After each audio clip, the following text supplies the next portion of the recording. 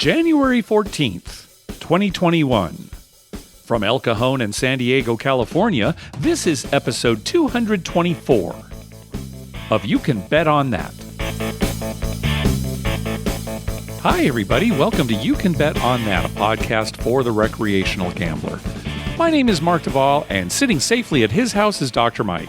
Hello. So, finally, we're back after about a month off. Hope everybody had a good holiday. Yeah. I hope everyone had a safe holiday. Yeah. Well, over this break that we took from the podcast, my wife and I went to Las Vegas, sort of a clandestine trip. So I guess I better talk about that. We left on Christmas morning, early on Christmas morning, drove to Las Vegas to stay at Caesar's Palace. Figured, well, that'd probably be a good time to go. Not too many people on the road, that kind of thing. And sure enough, an easy drive over there. When we checked in, I tried to make reservations at that Italian restaurant at Caesar's, Rouse. Oh, you've eaten there, right? Yeah, it's good. Yeah. And, because of the capacity and, COVID and everything, you basically have to make reservations. And the only reservation we could get was kind of for later in the evening. And we were hungry right away. So we just ate at that Cafe Americano there. If Caesar's has a coffee shop, I guess that's what you'd call it, right? It's just, right. Basically all sorts of fare on the menu. And we had no trouble getting a seat right away. So just straight off, we didn't eat anywhere particularly nice this trip because we just didn't want to have to make reservations and then kind of be a slave to the timing of that. So, but anyway, Christmas Day, played a little bit that night. And then the next day, we decided to go downtown to check out Circa, of course. So we did that fairly early in the morning. Now, it turns out this was the day after Christmas now. And it turns out that was actually the first day that Circa was allowing people to check into the hotel, like kind of an early check-in. I want to say December 28th was the official opening of the hotel, but they were letting some people check in that day. But we were there early in the morning, so there weren't that many people. All the employees were talking about, oh yeah, tonight, here it comes. We're going to be pretty crowded. But let's talk a little bit about Circa. I think you're going to like this place, Mike. I really do, once you get over there. Yeah. So in order to get in, they scan your ID, supposedly for contact tracing. I don't know, but we had to get our IDs out, and they scanned our ID before we went in. As soon as we walked in, the first thing Sherry said was, it doesn't smell like smoke. Now, some of that could have been, it's a new property. But they've got this air filtration system that blows air from the floor up to the ceiling. A lot of places it kind of, all the air ducts and everything are up in the ceiling. But here at Circa, they've got vents all over the place on the floor. And they're not ugly or intrusive or anything. You might not even notice if you weren't called attention to it. Just everywhere that's constantly blowing air up. And so that helps eliminate a lot of the smoke smell. That was the first thing she commented on when we, walked in. We came over from Garage Mahal, which is their parking structure, came over a bridge over there. And sure enough, when you come in, you definitely see the sports book. Again, the casino is a 2-level casino. And the sports book covers both levels. The screens cover up, and one wall of the screen is both levels of the casino. Huge screens, great areas to sit on both floors, a whole row of video poker that you can just sit at and, watch the screens. The upstairs main casino table games and things like that were not open when we got there. Only the downstairs table games were open. And it's great because, I played a little craps when I was there. It's great because from the craps table, you can't really completely see the sportsbook screens. You can see some of them, but there are screens everywhere, including right behind the craps table. So, if there's a game you want to watch, chances are you're going to be able to watch it. Yeah, that's nice. Yeah. Yeah, very open. I think that's what you're going to like about it, Mike, compared to all the other downtown casinos. It's very open. You can see, long distances away and up. And it's just, I think it was very, very comfortable. The crew at the craps table was great. When we were there were a few tables open, $15 minimums, 3, 4, 5 times odds, which we had talked about before. It's a little disappointing that it's not as good as Golden Gate or the D, which have 10 times odds. But very good crew, played there for a little while and won a little money. We went over to Stadium Swim, which is their pool area with the big screen out there. And I'll tell you, Mike, that place is really something. I think I showed you a picture. I took a picture there. I think I showed it to you. Yeah. And, Sherry, who's not a sports fan, really, she was really impressed with this Stadium Swim. We took a look at some of the cabanas that are there. It'd just be a great place to just sit, watch a game or swim or whatever. So many different pools. There is even some gaming there. I hadn't heard anybody talk about this before. But off to the corner in Stadium Swim, there were 3 or 4 blackjack tables that were open, even when we were there kind of in the morning. They're covered. It's out in the open. It's open air, but there's a ceiling over them. So if it's raining or something, you could still play out there, I guess. We didn't play any. We basically just looked around, but that is really something, that Stadium Swim. And then while we were there, we decided to have lunch. We went to Saginaw's Deli, which some of the listeners have talked about. I got a tuna sandwich on sourdough. Sherry got a grilled cheese on sourdough. Mine was very good. Sherry complained, though, that, it was a grilled cheese sandwich. It's supposed to be a grilled cheese sandwich. And the sourdough bread was so thick that none of the cheese melted. So, it was grilled on the top and the bottom of the bread, but the cheese in the middle was just room temperature. Yeah. So that was a bit disappointing, and it is expensive. That's one thing that everybody's talked about, is the food is expensive, certainly for a downtown property. But overall, a very positive experience with Circa. It will be fun to go back when things are hopping, like during a big sporting event, something like that. Because when we were there, it was fairly dead, to be honest with you. And again, this was like 10 or 11 in the morning. After that, we decided to walk down Fremont Street. Certainly, Sherry hadn't been there in a long time. We walked the whole distance of Fremont Street, and then we walked over to Fremont East, where, a lot of the bars are, things like that. We walked down to the Container Park, which I had never seen before. That was nice. We just kind of walked around a little bit. Yeah, what's that? Well, so the Container Park, it's kind of like a little, I don't want to say a mall, but I guess that's the best way to put it, where all the stores are in cargo containers. It's a bunch of cargo containers that are like stacked or put right next to each other. And it's sort of kind of a little gimmicky way to have things. There are places to eat and stores and just things like that. Kind of nice little area. Yeah. And then on the way back, we walked through the El Cortez. Mike, I haven't been in the El Cortez. It's been at least 20 years. So I wanted to go back in there because I hear so many people talking about how, it's kind of old Vegas and smoky and things like that. Yeah. I was pleasantly surprised that Sherry really liked it because it's very intimate, low ceilings, kind of cozy. They did put in a new carpet recently, which probably helped too. That can make a big difference depending on what you see on the floor there. But yeah, she kind of liked it. We didn't play there at all, but she just liked the coziness of it. And then we walked back to Circa. In order to get onto Fremont Street, the whole Fremont Street experience, you do have to walk through security. And really all they're doing is making sure you have a mask on. You're not going through a metal detector or anything like that. They just... Either you have a mask on or they remind you, hey, pull up your mask or, put up a mask. But there, it is a small little section, which is kind of ironic because you kind of have to scoot close to people to get through this small security area. So you're not really social distancing when you go in, but they're checking for masks. But that was it for downtown. After that, we went over to Bellagio. We wanted to take a look at the conservatory there. They make that up real nice especially for holidays, Christmas, that kind of thing. Right. We got over there. The line was crazy long. It was just ridiculous. And, people don't just quickly walk through the conservatory. They mosey on. They're looking at everything, right, and taking pictures and going slowly. Taking a lot of pictures. Yeah, so we knew it would be a long line. So we said, forget it. We just kind of looked behind the partitions to kind of look at it. And that was basically it. And the gambling went pretty well. I was telling you, I came home with, I think I said $266 less in my wallet than I went with. And that includes tips. I tipped a lot, especially at the tables.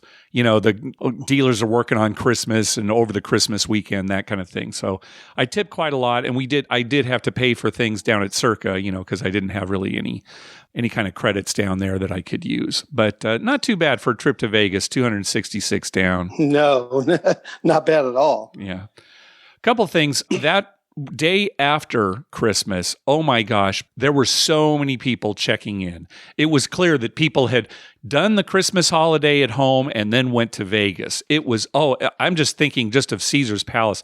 It was a madhouse. That whole big lobby that they have there. It was just absolutely packed. So, the next 2 days, there actually were quite a few people there.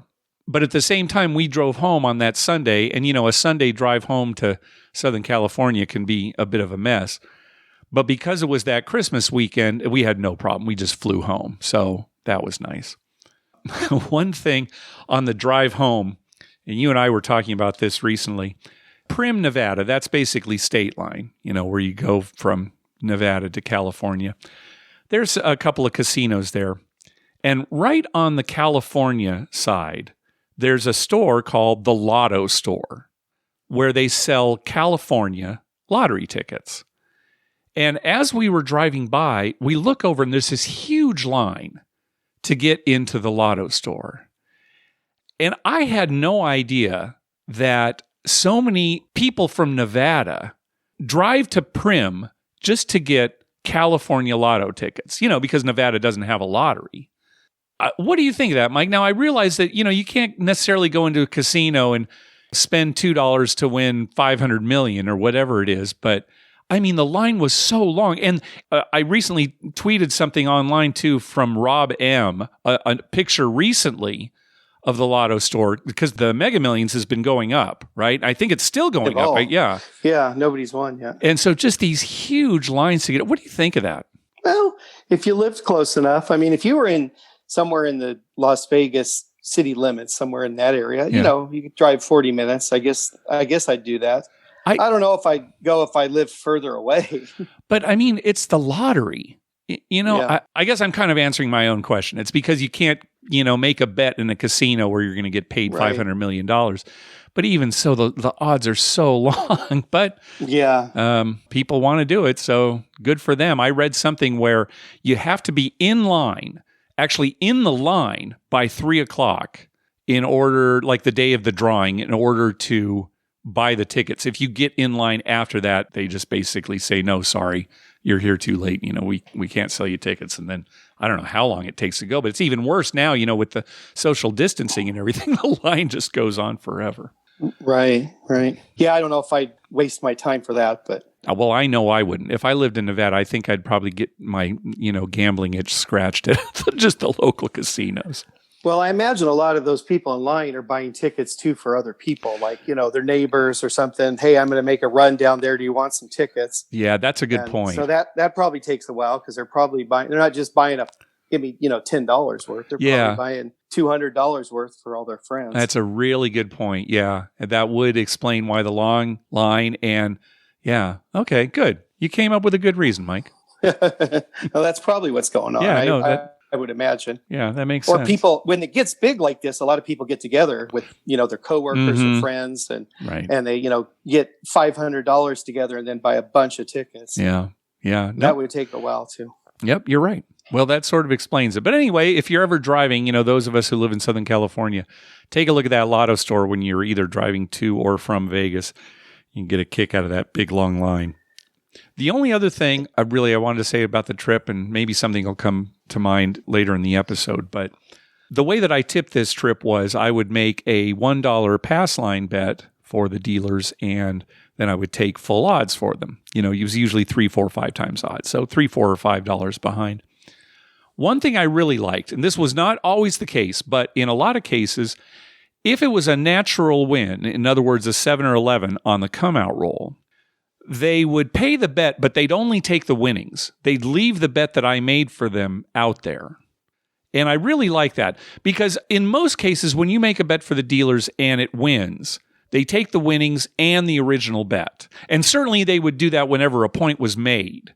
if I had a point of 4 and I had $1 there and 3 in the back, they'd pay the whole thing and then take all the money, right? But just on a natural, some of the dealers, not all of them, but some of them would only take the winnings. And I really like that. Yeah, that's nice. It's good for the dealers and the player, actually. You put out less money and they ensure they got another bet. Yeah, right. They insure it because there's no guarantee I'm going to make another one for them. That's true. Right. Yeah, you're right. Just made that one and not 10, and they guarantee they got another bet. So. Yeah, you're right. So anyway, that was sort of my secret trip to Las Vegas. Again, we were only there for 2 nights, so a relatively quick trip. And I played quite a bit.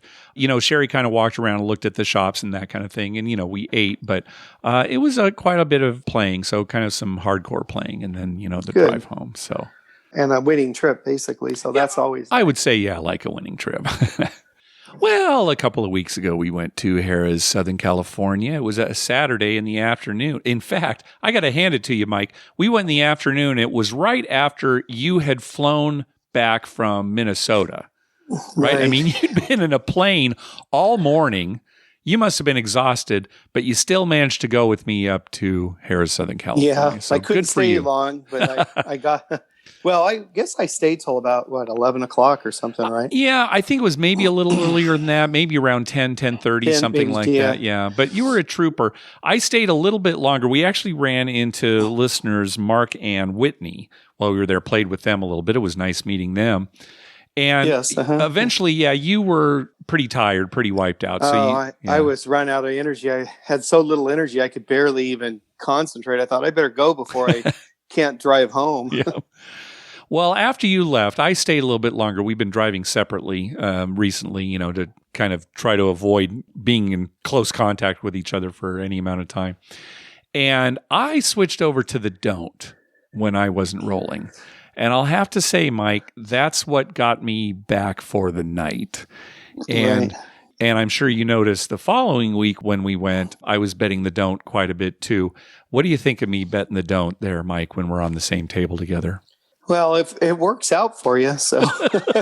It worked out okay this last time. Yeah, what can I say? Yeah. If I was smarter, I'd be playing the don't too. I probably would have won for the night. Yeah. I just don't get much fun out of that. No, I know, and it's true. I only did it when people on the other side of the table were rolling. I didn't do it, obviously, when you and I were rolling. And even if the third person on our side of the table is rolling, it's like, I'm right next to the person. I don't really want to be betting against him. And I'll tell you what, it's not that it necessarily is helping me win for the night, but I'm putting out a lot less money when I'm betting the don't ultimately. Because if I get like 3 numbers up on the don't and one of them loses, I don't try to replace it. Yeah, I don't make another bet. So there are a lot of times where if I am betting the don't, and unfortunately for me, it's a long roll, I'm not putting a lot of money out there. I've got maybe 1 or 2 bets that I'm just waiting, hopefully will win for me. So anyway, you hear that, Tim Lawson started out 2021 by betting the don't. So Tim will be proud of you. Hey, our good friend Melanie got some good news here recently. So we talked about how the voters in Colorado approved a measure that would allow the local cities to change the limits on the casino games. Right now, the maximum is $100 for any single bet. And sure enough, the casino cities have approved no more limits on the bets at the casinos. And they've also added some new games like Keno and Pai Gow Poker and Baccarat. So the Colorado casinos now are going to be basically full blown. This won't take effect till May, but basically, no more cap on the bets. That's nice. So the casino will just determine the max bet like they do. And, right. Whatever they feel comfortable Whatever they feel comfortable with. Right. Exactly. So now I guess you'll want to go to Colorado. Yeah, well, we're forced to now. What choice do we have? Yeah, we have no choice. We have no choice in that. And I think they're still all non-smoking too. That's really nice. Yeah. So anyway, congratulations, Melanie. Merry Christmas. Hey, remember back around Halloween, San Manuel, a casino here in California, made a terrible mistake when they promised people a certain amount in free play, and everybody got 100 times that amount. So if you were promised $500 in free play, you went to a slot, it showed up as $50,000. And that went on for, I don't know, half hour, 45 minutes before the casino caught on and put a stop to it. Well, some customers got follow-up emails saying, hey, we made a mistake, but for all the money above what you should have gotten in free play that you actually played through the machine, we will be deducting that from your future free play. So let's say, you were guaranteed $500, 50,000 showed up on the machine. You actually played through 2,000 of it. Well, they're saying, okay, that's $1,500 more than you should have gotten. We're going to be deducting $1,500 from your future free play. Now, not every customer got that email. And as it turns out, we're hearing that no customer has seen a reduction in their free play since then. So we're guessing that San Manuel kind of backed up on that threat, or whatever you want to call it. So that's good news. I'm glad they kind of, they made a mistake. They just ate it. Yeah. I'm sure that went out in haste. And after they thought about it, thought, well, why are we going to scare away all of our highest betting players? Right. Why are we going to make them mad? Yeah. That's the last person you want to lose. So they probably rethought that and thought, okay, it's a loss, and we'll just move on. Yeah, good. That's what we were hoping they would do. And it sounds like that's what they have done, at least for now. Nobody is seeing a reduction in their free play. So good news. Hey, thanks to everyone who's been clicking through our Amazon link. Remember, whenever you're going to buy something through Amazon, please go to our page first, youcanbetonthat.com, and click through our Amazon link towards the top of the page. All right, let's move on to some voicemails. First up is Cody. Hey guys, it's Cody from Alabama, and I had a question today that goes away from our usual gambling talk and goes more into a financial talk here with some questions about the stock market. So my question is, if you look at current prices on per stock on the stock market, casino companies are doing extremely well right now. If you look at Caesars, which went through the purchase from El Dorado earlier in the year, Penn Gaming, Boyd Gaming, MGM, all of these casino stocks have grown considerably during the year 2020, after the initial plummet of the stock market back in March. I believe Caesars, for instance, trades somewhere around $80 per share when it bottomed out at around $7 or $8 a share when the pandemic first started. So my question to you guys is, maybe you have some answers, is why do you think that the values of these stocks have grown to a level that they've never been before, really, when casinos themselves are not back to full operations? The hotels aren't full, the casinos aren't full, there's still a lot of restrictions on them. Is it just overall market confidence that these industries are going to rebound, or have casinos cut costs enough in their operations to where, they're actually making pretty good profit during this time period? Anyway, guys, enjoy the show. I think this is probably the last time before Christmas, so have a Merry Christmas. Happy New Year. Yeah, I hope you had one too, Cody. I decline to show my ignorance by claiming to know anything about the stock market. I really don't follow it, and I don't know anything about it. Well, you wouldn't have to know anything about it to answer this question. Okay. Because the answer is there's no reason for it. I think all the stock market is at its highest peak ever on the three major indices, and there's no reason for that. I mean, you're in the middle of a pandemic. There's all this turmoil with elections and the government and stuff, and the stock market still goes up. In other instances, somebody flushes the toilet wrong in Iraq and the stock market goes down. Who knows what motivates this? It's unreal. Yeah, I can only guess that investors, they're anticipating future earnings, how companies will do in the future. Right. And that's why they buy stocks. And I guess they think casinos are going to do well. I don't know. Maybe it's because of legalized sports betting coming into some markets. I don't know. I'm not even. Who knows? Yeah. I mean, nobody can answer that question because there's no rhyme or reason for it other than, like you said, people speculate that after the vaccine's out and the world returns to normal, everyone's going to want to be doing all these things that they missed out on, like maybe going to casino or going on a cruise ship. I'm sure their stock will go up, stuff like that. It's all conjecture. And you want to talk about voodoo. That's the stock market. Yeah. I was laughing there because I can see a lot of people who have not gone to casinos. Maybe the casinos are open by them, but they still don't want to go, because, right. and that's certainly a reasonable choice. I don't know about cruise ships. I don't know. Oh, I don't know if they're going to bounce back the way they were before. I read an article. They're already selling packages for like spring and stuff, and they're booking up. They're filling up like crazy. Yeah. All right. Oh, I would almost guarantee that if there was a cruise ship right now taking off, it'd be half full with people. All right. Honestly, there'd be people be like, whatever. It'll be safe. All right. I'll go. Clearly, I don't know what I'm talking about here. So, it's just like us with a casino, right? And there's people like that with cruise ships. They just love to go on these cruises. Yeah, that's true. Yeah. Yeah. People are, I shouldn't say hard to figure out, because in some ways they're hard to figure out. In other ways, they're so easy. They do what they want to do. Yeah, exactly. Mike, you and I are hard to figure out. Okay. Isn't that fair? Yeah, okay. That's fair. All right. Very good. All right. Next call. Hi, Mark. Dr. Mike. This is John from Michigan. Came across what might be the most player-friendly craps game in the country, actually. I was at Leelanau Sands, which is a casino north of Traverse City, Michigan. This was on a Friday night. It was pretty dead in there. Obviously, this time of year is pretty dead, probably most of these casinos, but they had only half of the craps table open, 3 to a side, and just 2 dealers. But what was interesting, number one, $3 minimums and 10 times odds. That's obviously very player-friendly.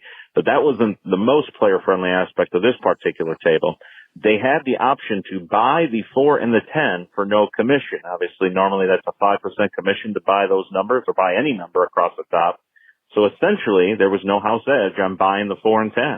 And combine that with the $3 minimums and 10 times odds, it was a fun craps game. So I feel bad that they're not getting the traffic up there at Leelanau Sands that, you would hope, and I'm sure they hope it, considering where we're at. But it was definitely one worth checking out if you get into that part of Michigan.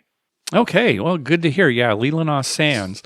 Yeah, I wonder if they had a minimum buy bet on the 4 and 10. Yeah, that's a good question. I'm trying to remember when they had the free buy bet at Downtown Grand, if you could just do it for $5. I think you could. I don't think there was. I don't know. See, I thought it was $20 and above. It was free. It could be, but yeah, I don't remember. Because it doesn't make sense to buy it anyway. If you're going to bet $10 on the 4, it's better to just place it than buy it, right? If you have to pay the VIG. But he's talking about a completely free buy bet, right? If it's completely free, you can do it. You should be able to do it for $5, right? But yeah, I can't remember. Yeah. Speaking of the free buy bet, so we said Downtown Grand used to have it, and then they got rid of it. They must have looked at their bottom line or something.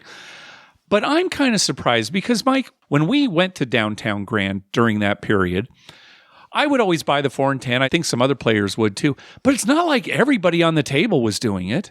No. Right? I mean, it was only a few people. And it seems to me it'd be a really good draw and worth it for them. Now, again, I don't know. I don't see their bottom line here. But well, yeah, some of those people on the table probably don't even know what a buy bet is. Well, that's true. And you get a lot of people in Vegas come up to a craps table and their experience is pretty limited. Yeah. I mean, we hear it all the time. They always, they get a 10 and you say buy it. They have no clue what that means. So they probably advertise that a little, but not a lot, Yeah. I'm not saying that, casinos really, they all should have free buy bets on the 4 and 10. But it's kind of a nice little bonus, and not everybody takes advantage of it. There's still people making horn bets and, hard way bets, right? Well, sure, with the high house edge. So anyway, yeah, Leelanau Sands. Just one note here, the table games are not always open. They're only open on the weekends. Well, starting on Thursday. Thursday from 2 p.m. to 10 p.m., and then Friday and Saturday from 2 p.m. to 2 a.m., and Sunday from 2 p.m. to 10 p.m. So there are only certain hours for the table games there. All right, next up is Michael. Hey, Mark and Dr. Mike. This is Michael from Indianapolis. Calling in to tell you a story. Jogged my memory. Listening to the last episode, Dr. Mike was telling a story about his wife trying to teach her Ultimate Texas Hold'em and just said, sit down, play a hand, see what happens. And she hit big on the first try and walked away. That same thing happened to my mother-in-law when we were in Vegas last year. She didn't want to spend very much money and wanted to buy in for the same amount, about $20. So looking for a game that I could show her that was, $5, and of course having a fairly difficult time. But we were walking around Paris, Las Vegas, and found a $5 high card flush table that no one was at. I don't know if you guys are familiar with that game or not. I haven't heard you talk about it a ton on the show, but the basic premise is that it's trying to get a bigger flush than the dealer. So really the suits are what matter. The bigger the flush, the better off you are. There's a couple bonus bets. There's a flush bonus where I think it begins paying out at a 4-card flush or higher, and then a straight flush bonus that pays a 3-card straight flush or higher. You're dealt 7 cards total. So really the basic game is just get a bigger flush than the dealer with 7 cards, and then it pays 1-to-1 in the play if that happens.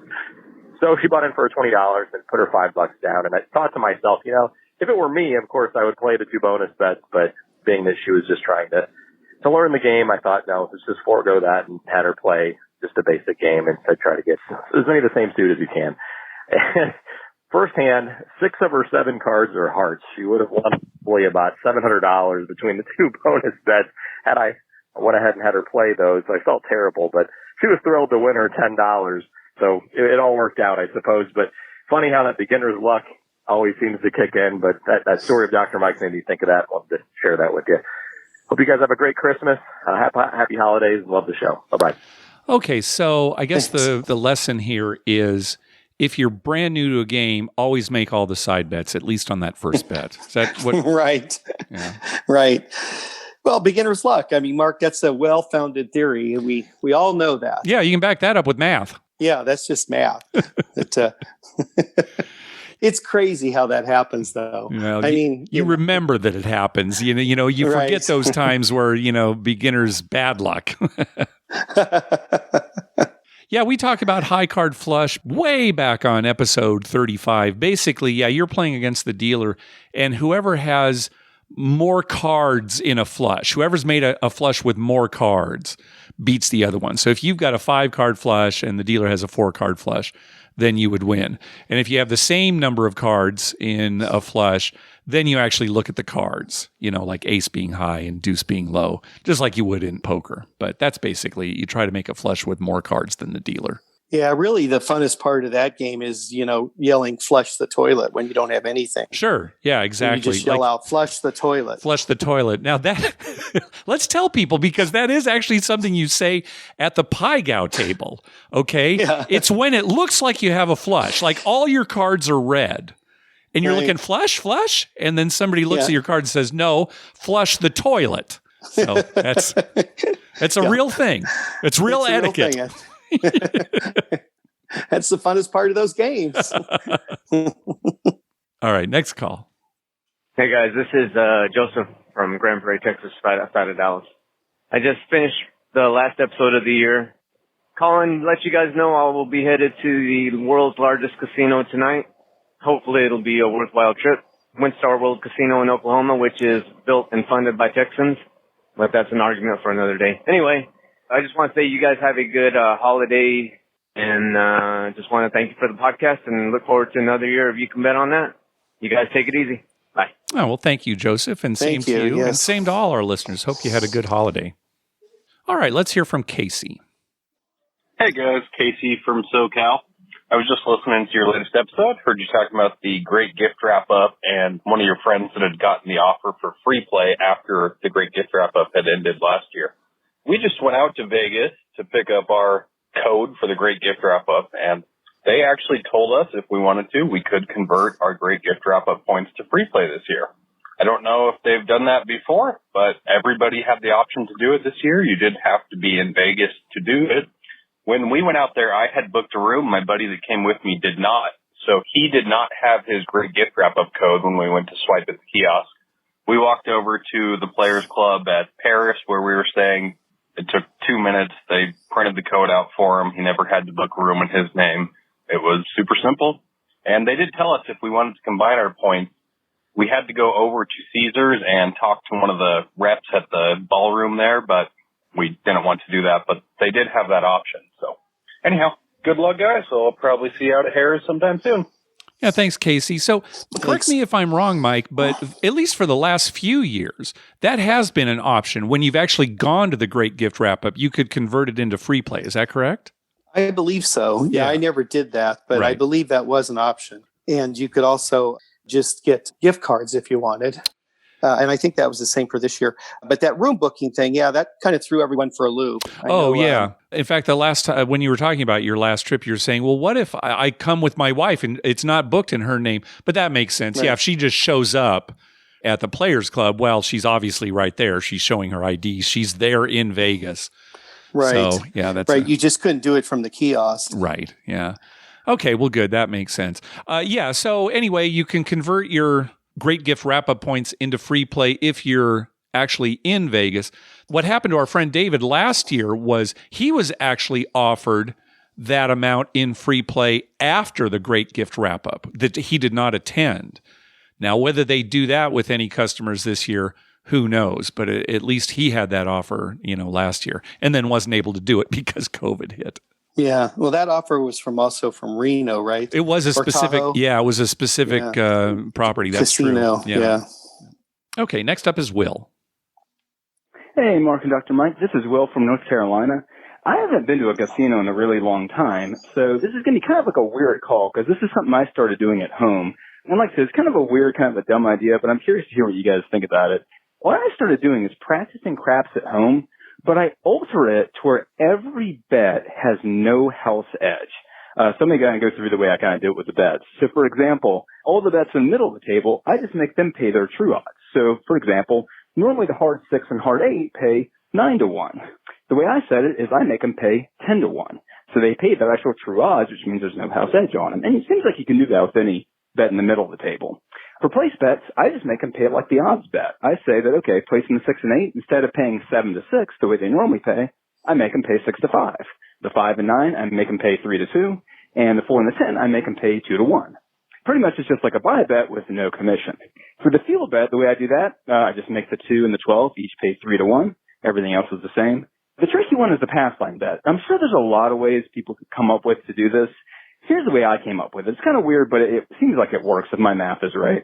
So I make it to where the 7 is still a winner, but then I make it to where the 2, the 3, the 12, and the 11 are now losers. That way you have 6 ways to win and 6 ways to lose. And you may be thinking, well, what do you do if any of the other numbers is rolled? What if, 4, 5, 6, 8, 9, or 10 is rolled? I just say that that's a push. That way you still have 6 ways to win and 6 ways to lose. And you may be thinking, well, that's kind of dumb because doesn't it mess up the whole game? But the thing is, you can still make it play just like the way you normally would and still say that the shooter still has to either hit their point or 7 out. But now it just doesn't matter in terms of the result of that bet. And you may be thinking, well, isn't that kind of dumb because it doesn't take away kind of the fun of the game? But here's the thing. If that bet's a push, you can just say, okay, at that point, you can just pick up your bet and you can make an odds bet with it, or you can make a place bet with it. And that way you're still rooting on the point. And for me, when I play real craps, that's the way it goes normally anyway. I'm usually rooting for it for my odds and not for the main Pathline bet. So again, this may seem like kind of a dumb idea because obviously no casino would ever do this. But what I like about it is it really gives you a feel for the variance of the game.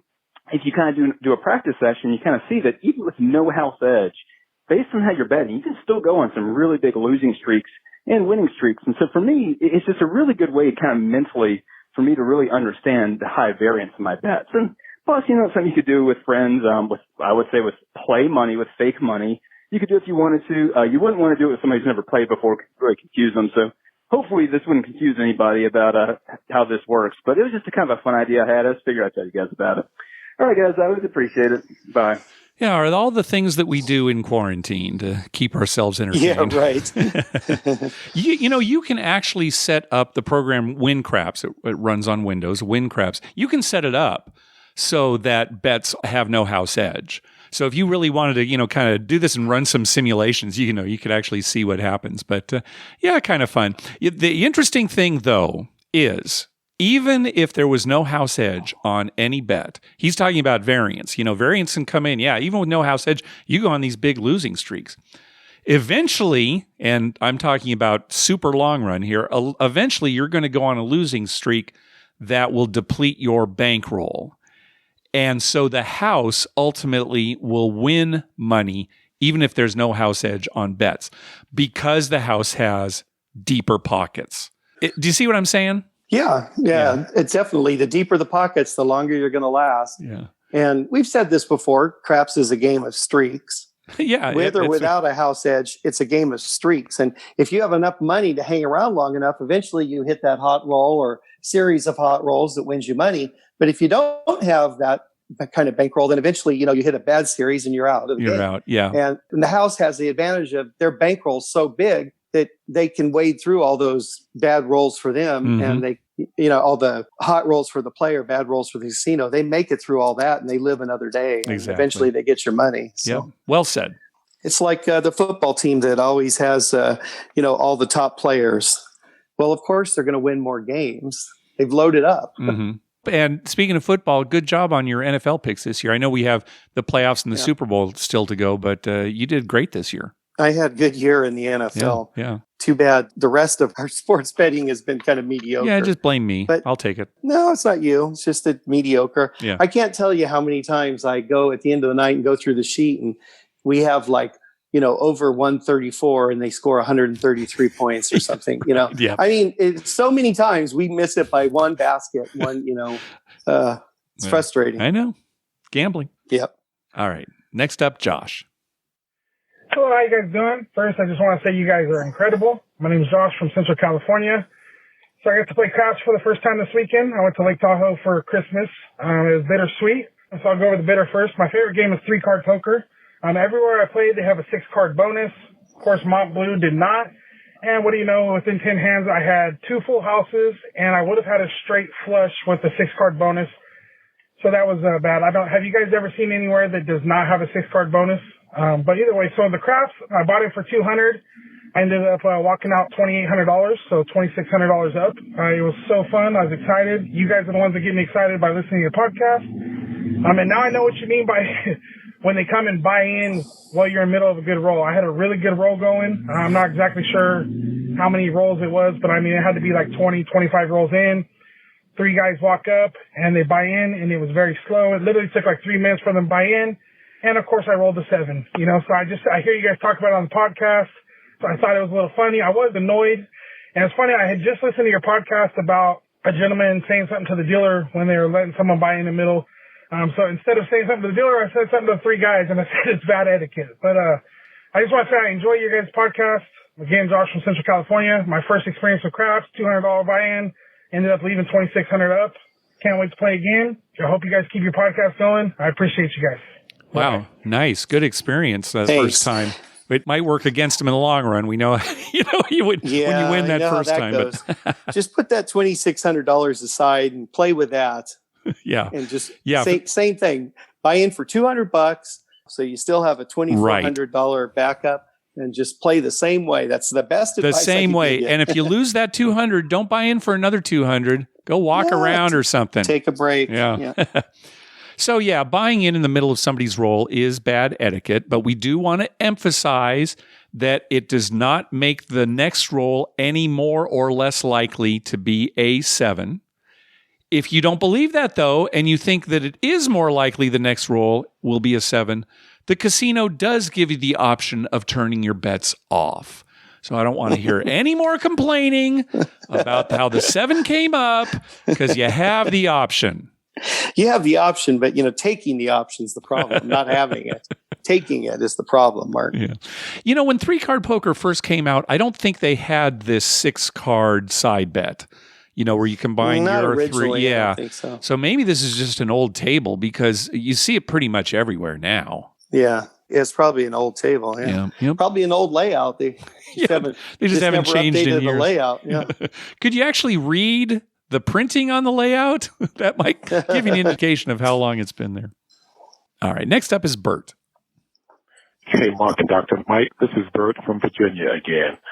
The spouse and I took a 5-day trip to Vegas right before Christmas, so I'll give you a quick update on what we found. Knowing that things would be a little odd on the Strip, we stayed on the Strip because we had a comp room, but we visited a bunch of local casinos. We went out to Aliante, South Point, a bunch of casinos, but I'll give you some highlights. Aliante, which is a local casino, It's built in the middle of a subdivision, but it was actually really cool. Every person there was super nice. Really nice, clean casino, pretty nice size. Found a craps table. I think it was $10. Played a little bit there. Didn't win anything, but just had a really good experience there. Everybody we met there was super nice. Went over to South Point the next day. Decent sized casino, $5 crap table, but wasn't as nice. It was okay, but it didn't feel as nice as Aliante. We also visited Ellis Island off the strip. Just a cool, fun place. Had a great plate of barbecue down there. Played some $5 craps. Just so much fun. I would recommend anybody visiting now during the COVID crisis to check out Ellis Island. It's little. It's just a lot of fun. Great food, and the people there were awesome to hang out with. We also went out to I think it's called Green River, and that one was pretty cool. That one was in the middle of a really nice subdivision. Decent casino, local, very nice, sort of high end, I think, but it was pretty nice. If you get a chance to visit out there, it's worth the trip. We spent the second half of our trip downtown. We stayed at the Grand, and downtown was awesome. We got to check out Circa, checked out, of course, the Grand, which is a teeny-weeny little casino. Went over to California, had a great time at some of the other local casinos there, but just an overall fun trip. Different. Normally we go there and we kind of hang out on the strip and visit all the casinos. This time, knowing the strip would be a little weird, we just decided to rent a car and visit all the local spots, and it was so much fun. Didn't win a nickel playing craps. Everywhere I went, lost my money, but I had a great time, and planning a trip back in the spring. If everything's at least as it is now, if it gets worse, we might reschedule, but if everything stays packed, I was fine with what was open. The biggest challenge we had is finding places to eat on our weekdays. We got there on a Wednesday. Thursday was tough finding places to eat, but by the weekend, everything was back up again. So just a great trip, and I appreciate the show, and you guys keep up the good work.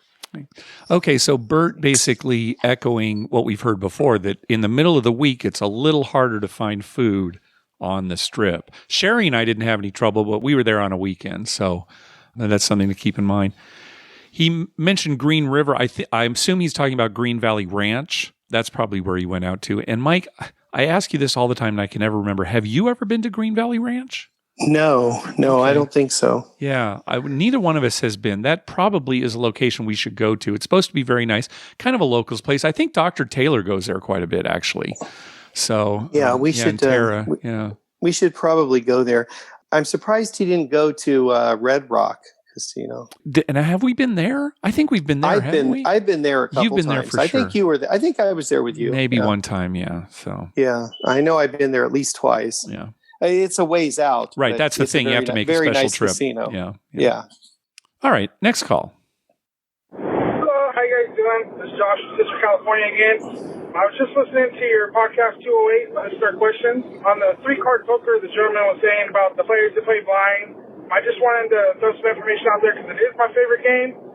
So even if you fold, as you were saying, side bet remorse, even if you fold, your 6-card bonus is still active.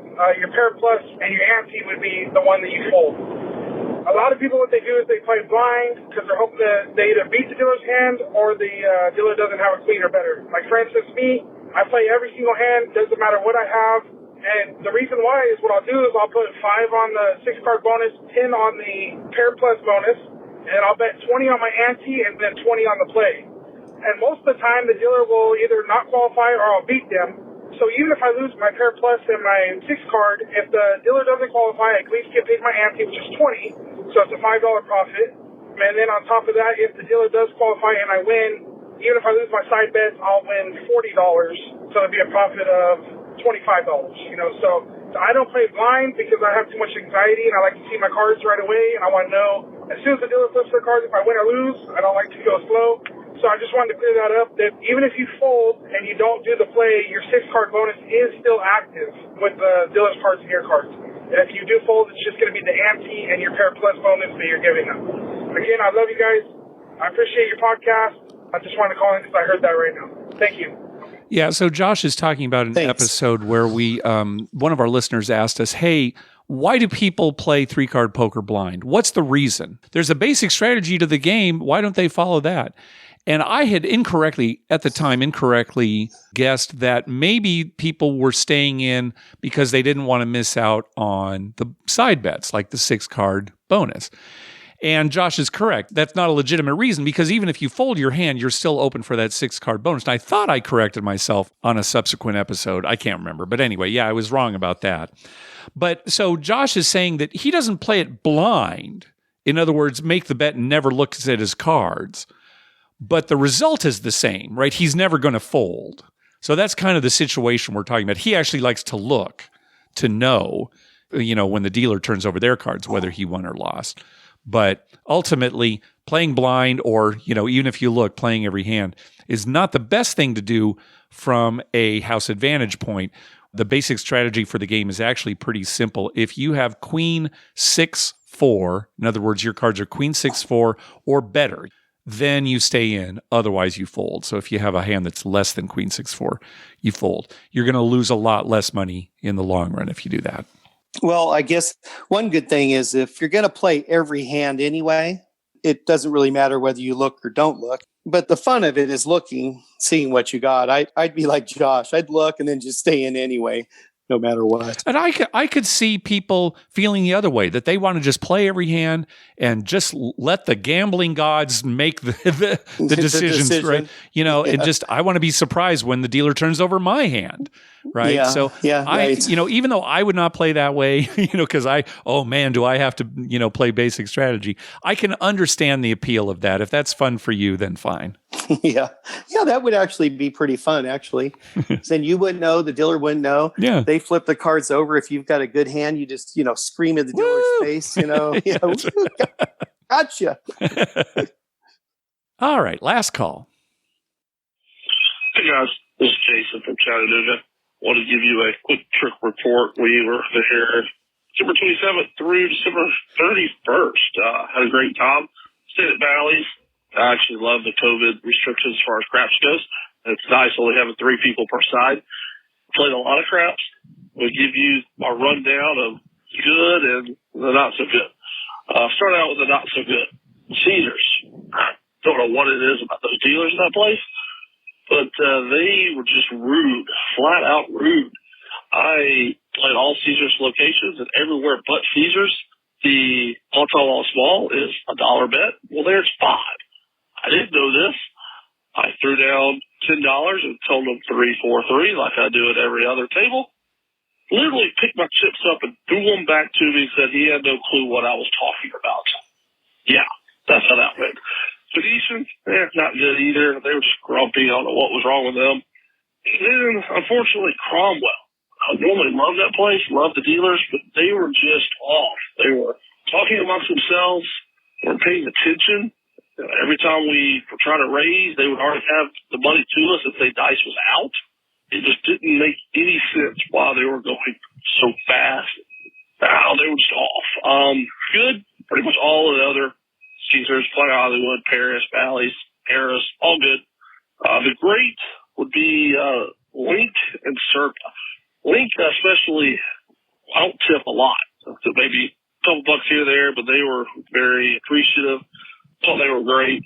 And Circa. Wow. These dealers, I think are just happy to be there, or maybe just happy to be working. They were some of the best dealers I've ever had as far as being polite and just flat out having a good time. And they made it to where we had a good time. In fact, I want to talk to you about a roll we had. First of all, I was at the table. It was a $15 table. It was me and then 2 jack whites to the other end that smoking cigars, mask down. Every 5 minutes they would tell them to put their mask up. And I was about ready to leave the table. I was like, I just want to roll one more time. Well, jack white number 2 got the dice. And, well, he proceeded to roll for at least an hour. He was a slow roller, so it wasn't like he was just sort of really fast. So he rolled for an hour. Really wasn't a ton of rolls, but it was one hell of a roll. To give you some reference, my normal bet is, start at 18 on a 6, go 18, 24, 30, 42, 60, 90, just about 120 normally. That's about as high as I get because, then a 7 comes out. Well, I had my 6 up to 720 and my 8 up to 240. Didn't roll as many 8s as you rolled 6s. You rolled 6s like crazy. And hard 6s. I had all the hard ways there towards the end, probably 50 on each, and probably had $10 for the dealers on each, and he was hitting a lot. So my two questions are, one, would you look down at the table and you have basically what you brought for the whole day of gambling on the table? There's about $1,200 on the table between all my numbers and my hard ways. Do you ever just take it off and just go, all right, this has been a good enough roll, I'm done, cut it in half, or do you just keep rolling until it's over? Just one of those random questions. And also, probably gave them, because we were tipping on the hard ways pretty heavy, $400 to $500 tipping within this hour. And then when I cashed out, my biggest cash out ever, which Dr. Mike's going to think it's nothing, but something to me, was $6,400. And I gave them 200 and some change left. So all in all, I tipped them what I think is about $600. Is that enough for that type of run? I think it's pretty good, but I just honestly, I was kind of drunk and in shock. I just threw the $200 kind of left. I didn't know what was going on. So those are my two questions. Love the podcast. Keep up the good work. And thanks, guys. Oh, and you guys need to definitely get a Cherokee. Just one more person telling you, because you'll have a ton of people come see you guys. Yeah, thanks, Jason. So, did you tip enough? Yeah, of course you tipped enough. He tipped great, Jason. I think that was wonderful. That was way more than most people would tip. Yeah, I think so too. And the thing is, when it comes to tipping, okay, Mike and I tip. We're going to encourage you to tip, but we'll never tell you that you should tip. If we've used the word should in the past, we shouldn't have. Because it really is up to you. We can tell you kind of what the standard is, etiquette, that kind of thing. Anyway, just to make that clear. But yeah, for sure, Jason, you tipped enough. Yeah, I'm sure the dealers were very happy with you. So I wouldn't worry about that in the least. Yep. Now, as far as taking all your money down in the middle of a hot roll, for me, never. Yeah, I don't. For Mark? God, the only times I can think, maybe if I had like a plane to catch. I seem to remember once, I don't think you were with me, Mike. I was at the Las Vegas Hilton back when it used to be called the Hilton. And I just had to leave. And I said, I'm sorry, take all my bets down, because I had to go. The only other time where maybe I've had something close to that happening is when it was a big roll. Maybe the dice went off the table and I said, call my bets off. And there was a 7. And so I got my bets. That might have been the closest thing. But no, I'll never say, oh, I've won enough for this roll and bring me down, even though it'd probably be the smart thing to do in a lot of cases. Right. Yeah. After they 7 out and I realized I left $4,000 out on the table. That's and right. I always have regrets and I think, oh God, why didn't I just cut them back to half or start over again? Right. But no, I just don't do that because you're going for the big win. That's right. It's kind of what you said earlier. You're just trying to survive until you get to that big roll. And when you're in the middle of a hot roll, which I realize doesn't make any sense, but when you're in the middle of it, you want to keep riding that wave. Yeah, you want to stay on there as long as you can. And, my wife will always say, oh my God, I can't believe we left that much money on the table. And I would say, well, we left that much money on the table because it was a good roll and we made, hopefully you've been collecting this whole time and not just pressing, right? So, But yeah, Jason got his 6 up to $720, starting at $18. Yeah, that's pretty good. That is pretty good. That is pretty damn good. And I agree with him about the dealers, especially at Caesars and Cromwell. Yeah. I've had some terrible experiences. Now, I've had some good experiences at both places, but some of the Caesars dealers have been there a long time. Long time. As long as I've been gambling, some of them, they're still there dealing. Yep. And I think, this is just my opinion, but I think they're so used to getting like big players who bet tons of money that even if you put $300 on a 6, to them it's like, why are you betting? It's not even worth it. Yeah. They're jaded. They treat you like that. Yep. They're jaded. Yep. Yeah, they're jaded. They're very jaded. And they treat you like, well, you're some peon in there. And, what these guys fail to understand is that a person's bankroll is their bankroll. It's what they can afford. They're probably smart not to be betting more because they can't afford more. I don't understand them. And the Cromwell really pisses me off because that's not such a high roller place. No, it's got the 100 times odds, but yeah, it's not Caesar's Palace. No, it's not. No, and it's not known for all the big gamblers going there to the Cromwell. But what bothers me is sometimes they act like you're not even present. I mean, they're talking amongst themselves. We've had that so many times. Yep. And then they forget to move a bet or they forget to pay you or something. Well, I just paid your 6. Now they rolled another 6. You're not paying attention. Yeah, it's right. And they look at you like you're the idiot, and it's like, no, you're not even paying attention. I mean, at least have the courtesy to pay attention. And then we've had some fantastic dealers at Cromwell. So yeah, we've had others that have been good, but yeah, it's definitely a mixed bag. We've had bad experiences. The link is, I found, always pretty good. But don't throw the money back to the blow. I don't know what you're talking about. Yeah, you do. He just doesn't know what the limits are. Just politely say, "Oh, sorry, we have a $5 minimum on those bets." Right. Yeah. I don't know. They're surly is what they are. They're surly. If I ran the casino, I'm going to look. Maybe Dr. Seuss wrote a book. If I ran the casino, I'm going to go back and look. He might have one out. All right. I can imagine. It'd be crazy. Just think of what a slot machine would look like in a Dr. Seuss book. Oh my gosh. Like a bunch of handles everywhere. And yeah. All right. I'm going to look into that. All right. Well, that's going to do it for this episode. We want to thank some people for some recurring PayPal donations. Brian Dancer, Brian and Sarah, Josh, James, Kurt, Justin, Robin from Anytime Gambling, and Nathan. Thank you so much for those recurring donations. We also got a donation from Todd Goddess. He said, thanks for keeping the show going strong in 2020, and here's to a more gambling-friendly 2021. Oh, I hope so. Hope we don't. Yeah, I do too. Gosh, last year, and we both lost for the year last year, even though there was less gambling. I was kind of going through my things. So, yeah, it would be nice to maybe not lose as much, but even be able to play more. And all right, fingers crossed. Also, a donation from Benedict. Thank you very much. And a donation from John. Karma donation for a quick Vegas trip on January 26th. Hope you and yours are all safe and well. Keep up your excellent work. Well, thank you, John. Hope you and yours are safe as well.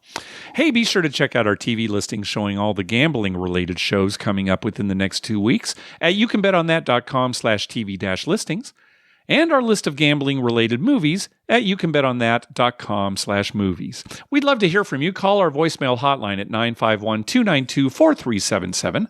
That's 9512-WAGERS. 9512-WAGERS. Or you can email us at youcanbetonthat@gmail.com. You can also follow us on Twitter at youcanbetonthat and on Facebook at facebook.com/youcanbetonthat.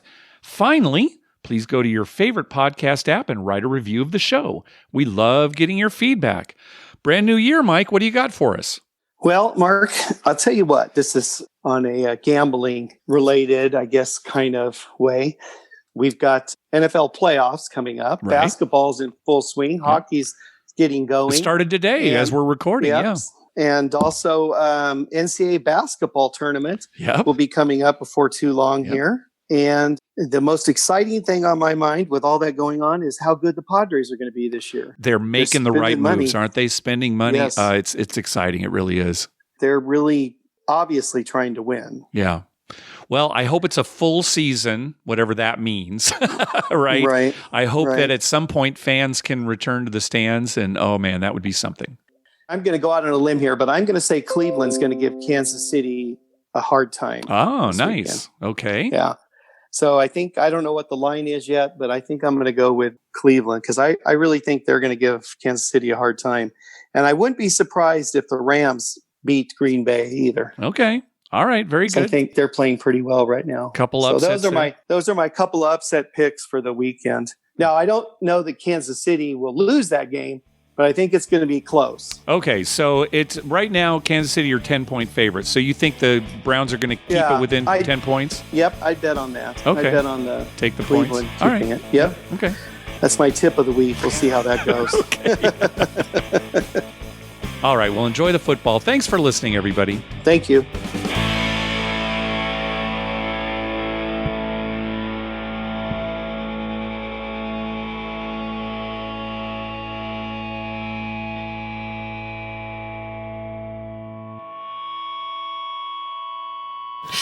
Oh, sweet mother, I love you, Dr. Mike.